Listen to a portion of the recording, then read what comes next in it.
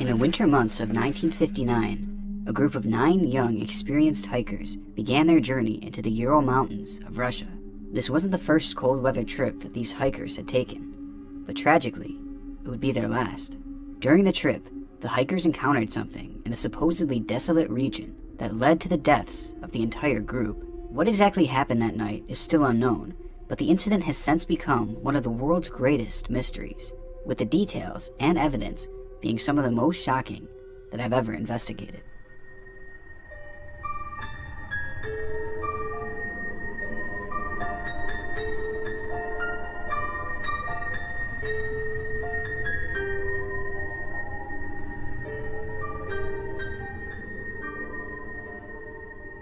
So to preface how we know so much about this story, cameras and diaries belonging to the group were actually found at the campsite that show the actions and the thoughts of each of the 10 hikers. And because of the cameras found at the campsite, many of the photographs used within this video are going to be actual shots taken by the Dyatlov group.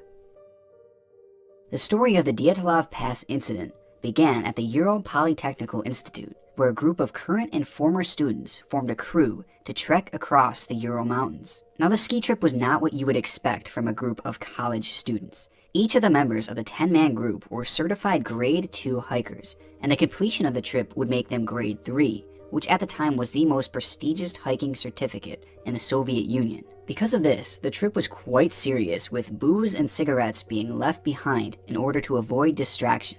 The goal was for the hikers to reach the mountain of Gora Orton, and the track that the hikers would be taking was rated at the highest possible difficulty. Still though, the group remained confident that they would be able to complete the journey, as they were properly prepared and properly trained. Their journey started on the 25th of January, as the group began traveling towards the village of Vizhai. Once there, the hikers rested for the night and began their hike on the 27th. But for one of the hikers, bad luck would strike early.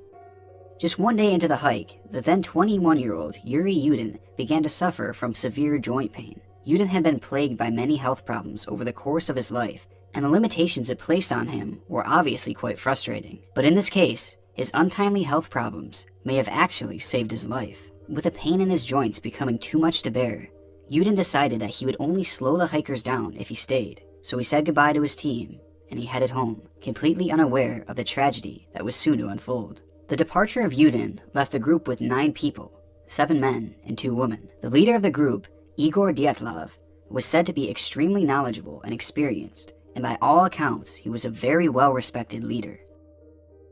As the group traversed through what has now become the Dyatlov Pass, severe weather had caused them to lose their bearings and eventually end up on the side of the mountain Kolatsaikal, or as it was better known by the local Mansi tribe, Dead Mountain. It was late at this point, and the weather was anything but stable, so Dyatlov made the questionable decision to pitch the tent and hunker down until sunrise. It's believed that none of the hikers would make it that far.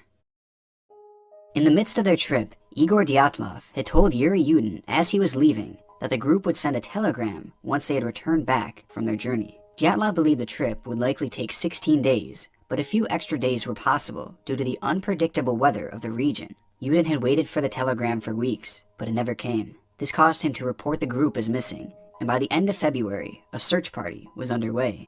On the 26th of February, a search party was able to locate the tent in which the hikers had spent their final night in.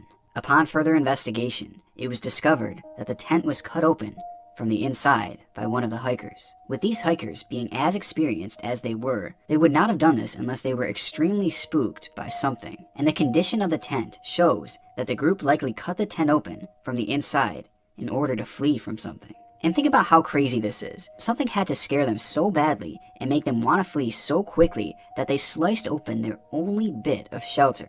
Not only this, but the hikers had fled their tent so quickly that most were not wearing shoes, and none were properly dressed for the negative 30-degree temperature, with some venturing out of the tent in only their underwear. Perhaps even more shockingly, the footsteps of all 9 of the hikers were discovered heading away from the campsite, which revealed something strange.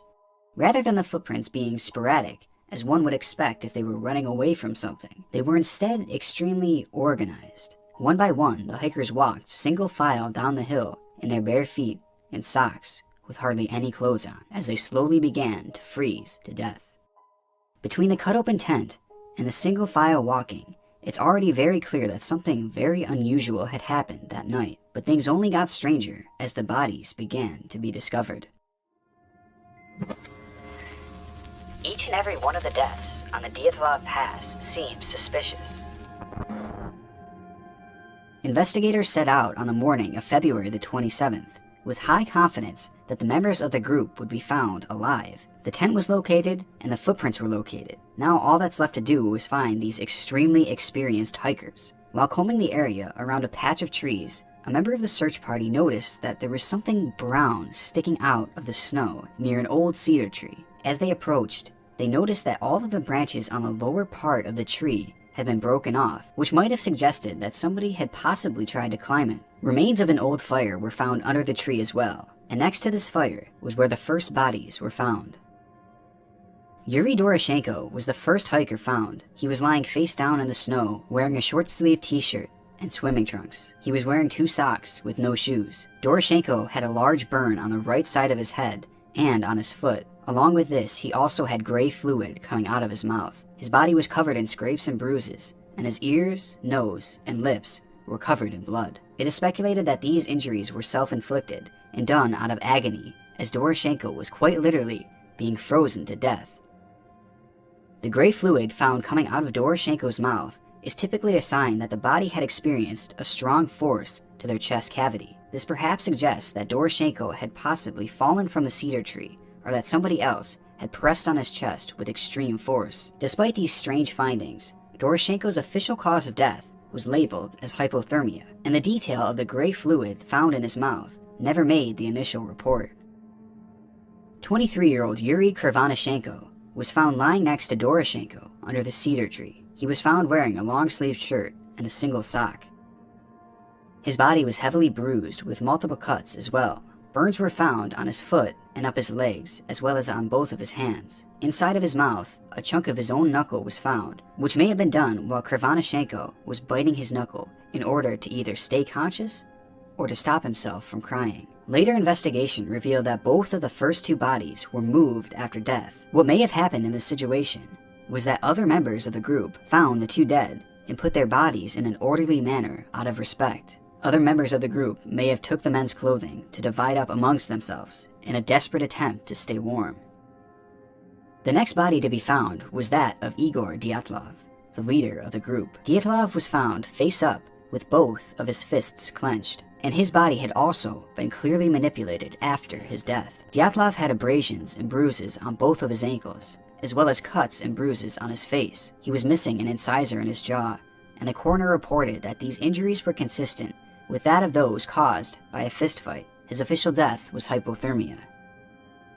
Zinaida Kolomogorova was the first of the women to be found. She was found better dressed than the others, but one of the sweaters she was wearing had part of its right sleeve torn off. She had abrasions on both of her hands and bruises on her face. Another long bruise was found at the side of her body, which apparently showed consistency to a hit from a baton. These injuries show a potential sign of struggle, and her official cause of death was labeled as hypothermia due to a violent accident. Both Kolomogorova and Dyatlov were likely trying to make their way back to the tent when they both perished.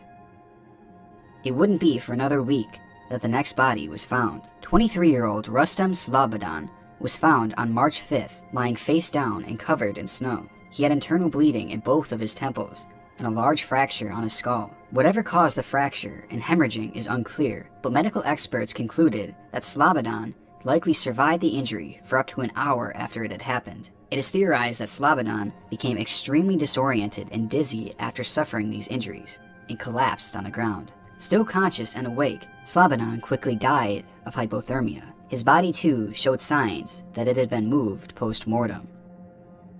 Months would go by until a member of the Mansi tribe discovered a den created by the surviving hikers. This den was a last-ditch effort for the remaining 4 to survive the frigid cold, but ultimately, it was unsuccessful. Ludmila Dubinina was found with her body draped over a natural ledge, with running water flowing directly next to her body. The tissue around her lips and her mouth were missing, exposing her teeth and her upper jaw. Soft tissue was also missing in other parts of her face, revealing her cheekbone in one area. 10 of her ribs were broken, and massive hemorrhaging had occurred in her heart. Both of her eye sockets were empty, meaning that both of her eyes had been removed. This wasn't the only feature on her head that was missing, however. Dubinina's tongue had been removed, and it was nowhere to be found. Blood found within the stomach suggests that she was alive when this occurred. Her cause of death was hemorrhaging into the right atrium of the heart, making her one of the only deaths to officially be ruled as something other than hypothermia.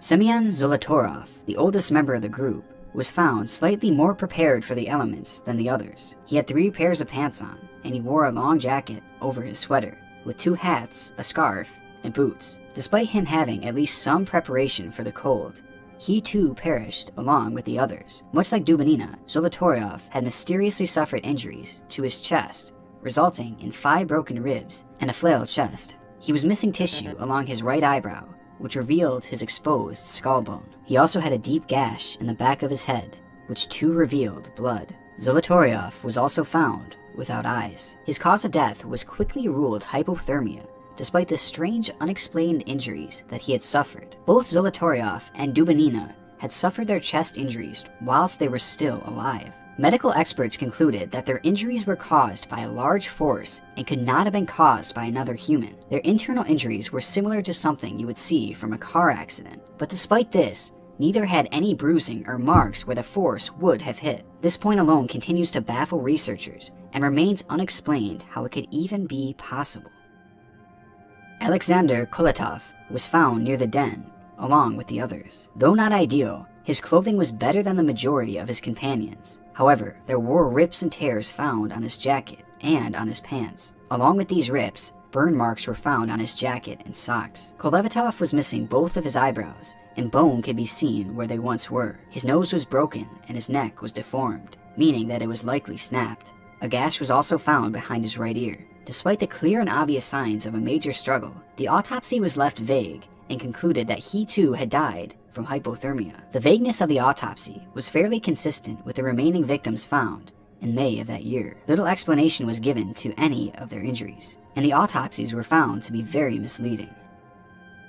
Nikolai Brignoli was similar to Zolotoryov in the fact that both were somewhat prepared for the outdoor elements. It has long since been believed that Brignoli and Zolotoryov were outside of the tent at the time that the others fled, which would explain why they were already prepared for the cold. Brignoli was found with bruising on his lips and on the lower left side of his face. He had bled internally on his lower right forearm. Along with this, his skull was fractured and cracked all over the left side of his head. These fractures would have had to have been caused by an extremely powerful force, but no damage was done to the soft tissue on the top of the fracture, meaning that again, another human could not have inflicted these injuries. Upon suffering this injury, Brignoli would likely have been in an unconscious state and would have died no more than 3 hours later. His death too was officially blamed by a powerful force that could not have been caused by a human.